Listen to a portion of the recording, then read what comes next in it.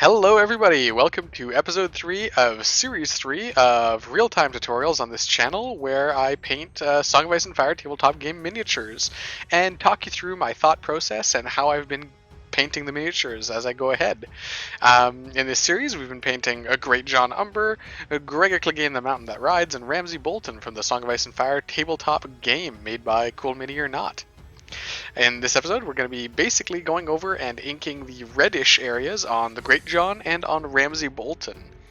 To make the red that we're going to use, we're primarily going to be using magenta ink and red ink. The reason I use magenta and red is the red here that comes in this Bombay ink set.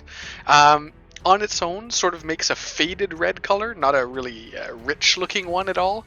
And I like to just stiffen it up a little bit with the magenta, basically. The blue-ish edge to the magenta mixed with the red, I find makes a richer and nicer looking red color when I apply it to miniatures. So I always do that.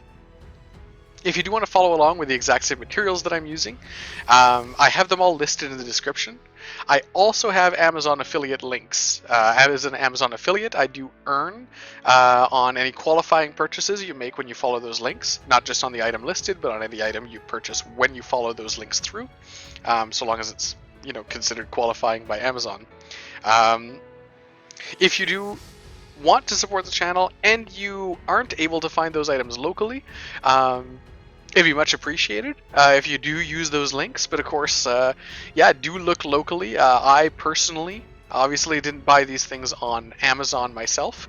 I actually go to Michael's. It's an art store in Canada and the United States that frequently, by which I mean constantly, offers coupons ranging anywhere between 30 to 50% off a lot of items. And 50% off of the Bombay ink set is not an insignificant amount. So I do recommend, if you do have an option like that, a local art store that offers coupons or sales, take a look at that. But if you can't find it there, much appreciated if you do use the Amazon affiliate links. The other item we're going to be using with our inks here is Airbrush Flow Improver by Vallejo. I've mentioned Airbrush Flow Improver in other episodes, but I'm going to cover it again because I never know where anyone is jumping in or out.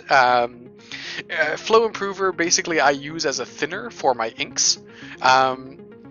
It isn't inherently, it's not sold as a paint thinner, quote unquote, but since it acts as a medium, which is to say the vessel, the fluid that conveys pigment to your destination, it does thin the ink out a little bit. And what it also does, because it's flow improver, the property that makes it a flow improver specifically, is it sort of lowers the surface tension of the ink, which helps it flow into crevasses and tends to make it have a smoother transition between where it's pooling and where it's not than if, for example, you just used water to thin out your inks. I also use water here and there, and I'm starting to use more and more water as I move forward with my painting techniques, learning as we go, but I still use it as a mixture with Flow Improver. Cutting it this way just makes sure that the surface tension is sort of cut down a little bit and the inks go on smoother and flow better onto the miniature. I have heard that some people use dish soap or floor cleaner, floor polisher, stuff like that to emulate this effect, especially when they're making washes using acrylic paints. So I do recommend you look into that as well if you want. What's his name? Black Magic Craft on YouTube makes a homemade wash. I haven't tried his recipe, but it looks good. I sort of understand the chemistry of it, or the idea behind it, and it seems functional. And he certainly he knows what he's doing. So I do recommend you look there, and of course there's many other people on YouTube who do miniature related things. I'm sure they've got some great ideas for washes as well, and ways to thin out paints or inks. All we're doing here is we're applying a decently thick amount of this red and magenta mixture across the areas that we want to be red later. Looking at the concept art for the Great John here in the art book that came with my Kickstarter order of the Song of Ice and Fire tabletop game, I saw that he had sort of a red-ish tabard, so that's what we're going with here, is we're making it a reddish tabard. You can see I'm being pretty rough and ready with this. I'm just laying it on pretty hard. I want it to pool. I want to get some texture out of the areas like the folds at the bottom of his chest and his gut. and also in the tabard itself. I want to make sure that those are well emphasized by the pooling ink here. And a lot of the areas that it's adjacent to, you know, not necessarily the bandolier is going to be brown, which is still a dark color, and the pink shouldn't show that much through, or the red, as it were. But if you look at that skirt, it's got these like sort of plates on it that I guess are supposed to be lamelles for like a lamellar skirt. So that's going to be metal later anyway, and metal covers really well to begin with. And also, before putting my metals on, I generally put on a layer of black or a dark mixture of ink, just to sort of pre-shade the area before I put my metal on. So really, I'm not too worried about overspilling. What I did do was sort of soak up a little too much of the ink that had gathered on the skirt itself. But other than that, yeah, we're just rolling with it. Ramsay Bolton here, his house colors, they're not just red, they're like a pinkish color, I guess because of the flayed man kind of thing. So I decided to try and make a pink color with the white ink. You know, white ink is super weird. I'm not a huge fan of it, to be honest. I like the pigment. It acts weird, and the way it flows. Basically, if you're using a pale color, when you're using inks on miniatures, the pale color flows deeper into the crevices, so you end up with crevices that are paler than the raised edges, which is exactly the opposite of what we're using inks for. You know, the wash is supposed to flow so that the crevices are darker and the raised areas are lighter, and it pre-shades the miniature kind of smoothly for you because it's liquid flowing and it makes its own gradient. And with pale colors, obviously the inverse of that happens, so that kind of sucks. But if you don't make it too pale, it still works. So I mixed it in here with a little bit of our red and magenta, and just made a paler color. In the end result, it didn't make a huge difference, so I probably could have gone a little harder on the white if I wanted to get an actually pink cape. But that being said, it didn't make it look worse either. In fact, it still looked pretty good. I'm quite happy with Ramsay Bolton.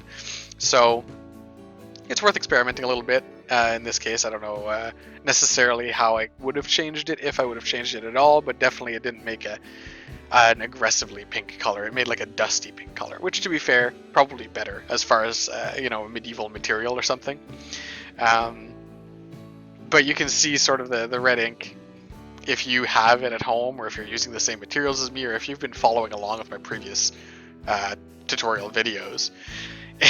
The red ink goes on with a not too dissimilar sort of pinkish tinge to what's going on right now. So I probably could have skipped this step altogether, but I didn't, and it really didn't add any time at all.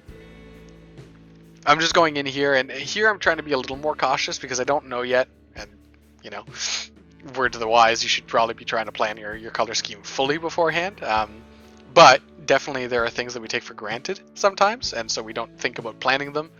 And in this case, that was his trousers. I just kind of went, I don't really know what color the trousers are going to be, and I only realized that when I was putting the brush in between his legs to paint the cloak itself. I'm like, you know, if it's a dark color, I don't worry too much about overspilling because I'm going to cover it up with a dark color. But if I decided that I wanted his trousers to be gray, I would basically be leaving them as is. And so I wanted to be a lot more cautious when I was applying my cloak color.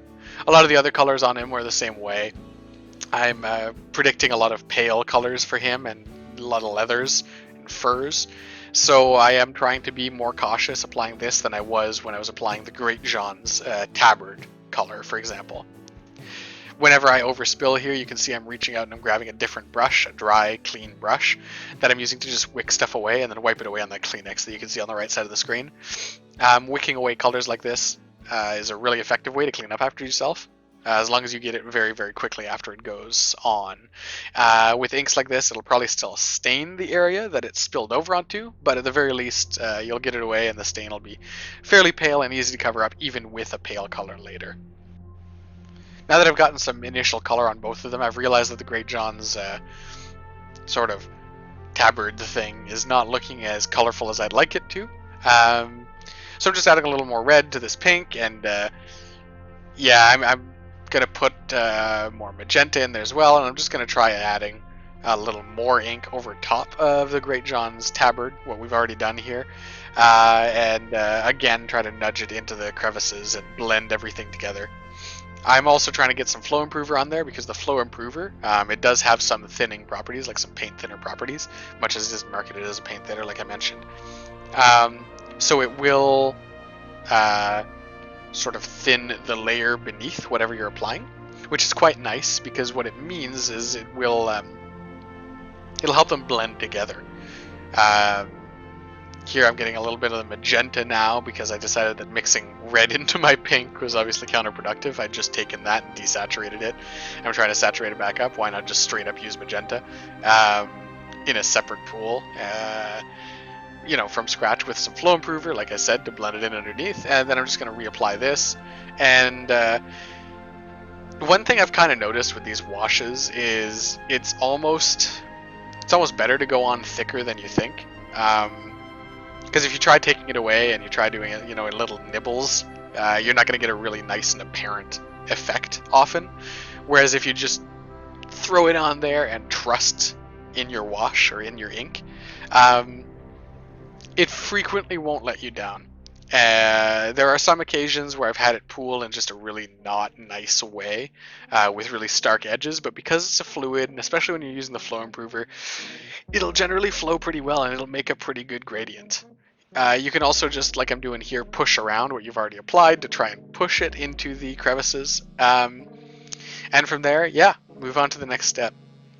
So this is a really short and sweet episode, really just focusing in on one color because that's what I worked on for this particular sitting. I hope you had a good opportunity to look at how I applied that and just sort of the back and forth of mixing colors that I was doing, and that either you learned something or you found it entertaining or you just like listening to me talk. Thanks so much for watching. Thank you for supporting the channel. The support really means a lot, both here and on Instagram and Facebook, the social media side. It really means a lot. If you got anything you want to see later or any questions, throw them in the comments here, Instagram, Facebook, anywhere. I'll take a look. I'd love to hear from you. Now, with all that being said, go play some games.